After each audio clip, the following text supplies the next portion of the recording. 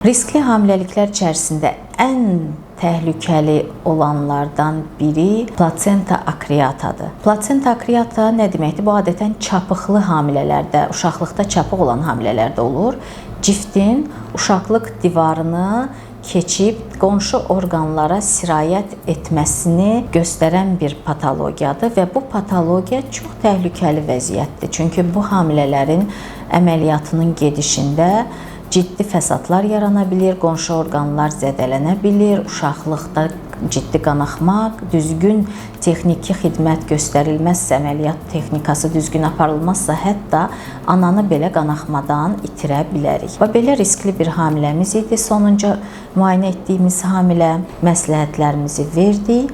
Tədbirlərimiz planını hazırladıq. 3 həftə sonra əməliyyatımıza hazırlaşacağıq. İmkan olarsa əməliyyatımızın nəticəsini də sizlərlə paylaşacağam.